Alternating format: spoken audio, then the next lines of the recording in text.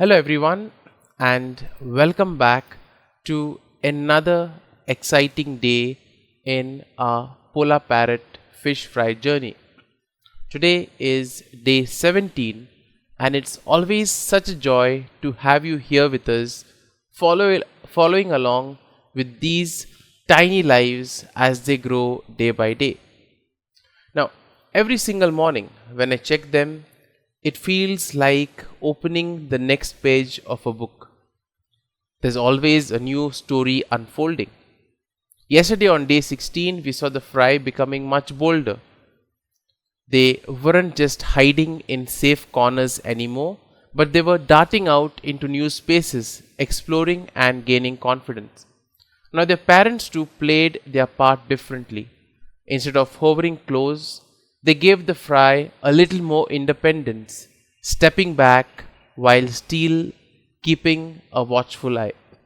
Today on day 17, we are shifting gears. The fry are hungrier, stronger, and much more active. And that means feeding time is starting to look very different. So the big question is, how do these tiny fish compete for food? And what does that tell us about their growth? Well, let's find out. Now, looking closely at them now, the fry seems slightly larger compared to yesterday. Not a dramatic change overnight, but enough that if you've been following the series daily, you will definitely notice it. Now, their bodies are a bit fuller, their fins are sharper, and their movements are more controlled. The way they swim now isn't clumsy or hesitant like it was in the first week. It's purposeful. And here's something really fascinating. Some of them already gather near the spots where food usually enters the tank. It's as though they've learnt a routine. Now that anticipation, waiting at the feeding zone, shows just how quickly instinct and memory develop. Now generally I would put the food where the fry normally gather, either to the left or to the right of the tank. And as you can see now, they've already learned that the side that's where the biofilter is there, where the sponge filter is there, that is the area where food generally enters the tank. So if you'll see most of them gathered around that particular area. Now even at this age, you can tell that there are personality differences. Some fries zip around, darting at every flicker in the water, while others hang back, cautiously observing before joining in.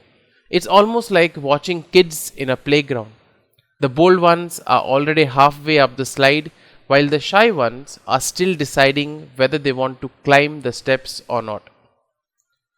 Now, what do you think is the role of the parents during feeding? Well, let's answer that question and shift our focus to the parents. Now, one of the most remarkable traits of polar parrot fish is their dedication as caregivers. At feeding time though, their role changes. Earlier, when the fry were fragile, the parents hovered constantly, almost shielding them from everything. But now during meals, they tend to patrol the outer edges of the tank, creating a kind of an invisible safety net. Now, every once in a while, you'll notice a parent nudging a fry back into the group or steering them towards a cloud of food. But they aren't force feeding or they aren't constantly intervening. They're giving the fry a lot of independence.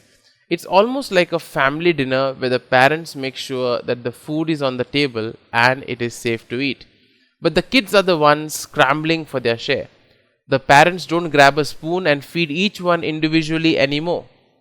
They let them practice eating on their own while still standing by to keep the peace. And now comes the most exciting part, watching the fry themselves during feeding.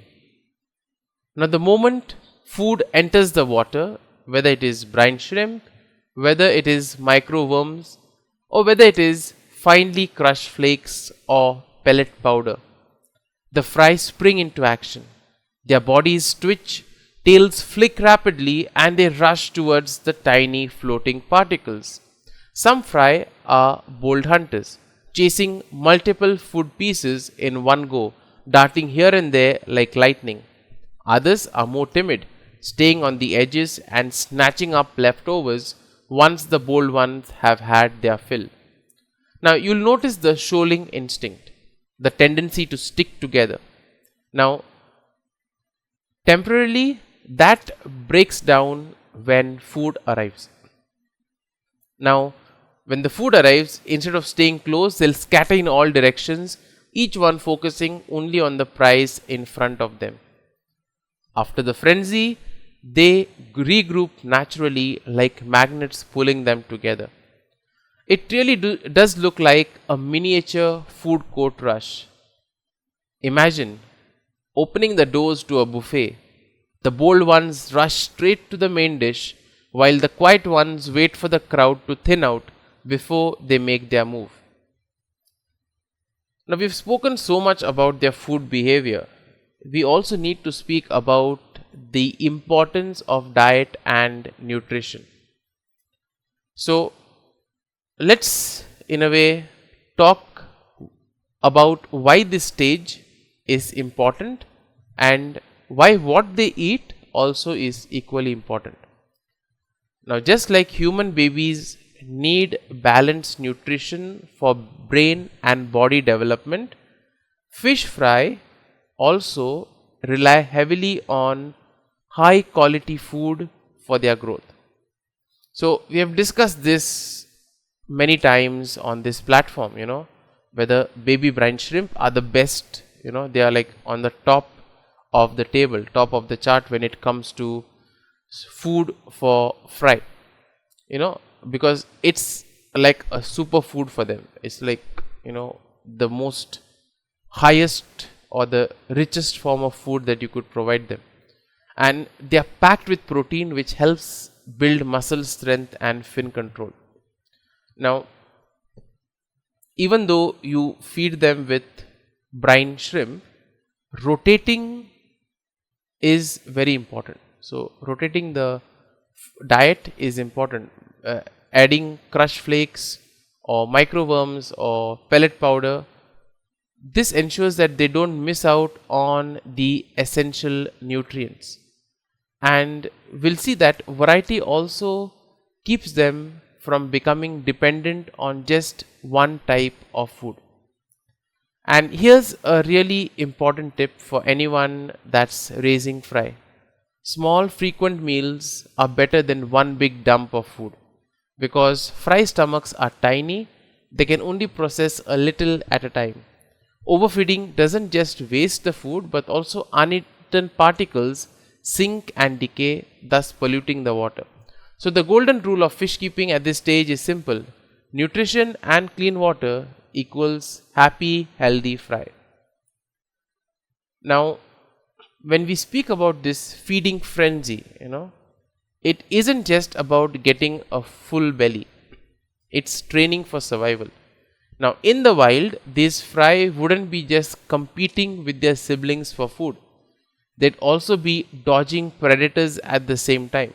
So the ability to dart quickly, snatch food and return to safety is literally a matter of life and death. Therefore, if you notice, even the adult polar parrot fish, they'll immediately when the food is put, they'll dart, they'll grab the food and go back down. It's as if, somebody is waiting to attack them. So that's why we see that there are different strategies here.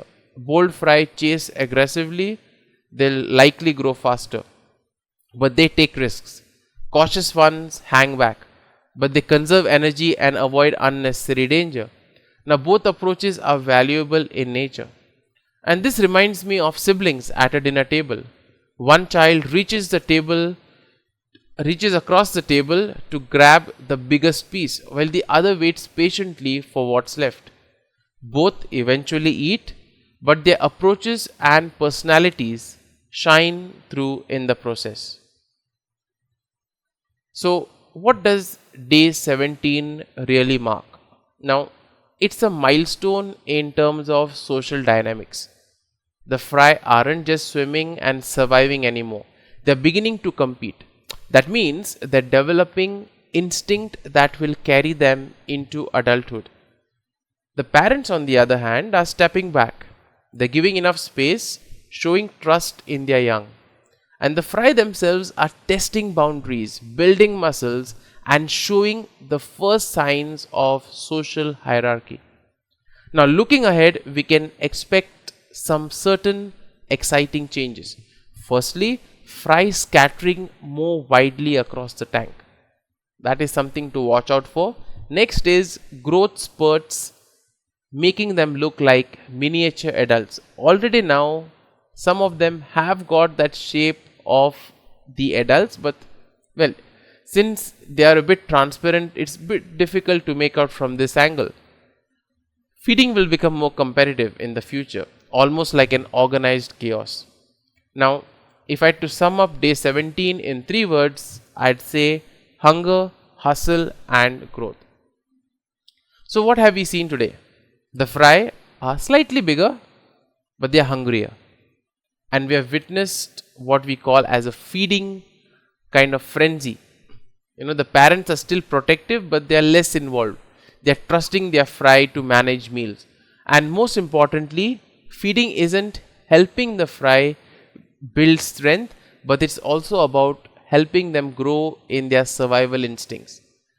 Now, I'd love to hear your thoughts. Do you enjoy watching the chaotic feeding frenzy, or do you prefer those calm, quiet moments after everyone is full and peaceful? And which do you think will grow faster? The bold chasers who rush after food, or the cautious ones who wait their turn? Drop your answers in the comments, because your observations are just as valuable as mine. And don't forget, tomorrow day 18 is going to be a treat. We'll be looking at how these fry begin to show new growth spurts, and probably maybe even the first few hints of color that will one day make them look or resemble their parents. So thank you so much for joining me on day 17. Every feeding session is a reminder of how even the smallest creatures reflect the biggest lessons of life: competition, cooperation, and growth. So see you for the future updates, and meanwhile, don't forget to like, share, and subscribe to the channel so you don't miss any new update about these polar parrot fish. So till then, thank you for joining me, and happy fish keeping.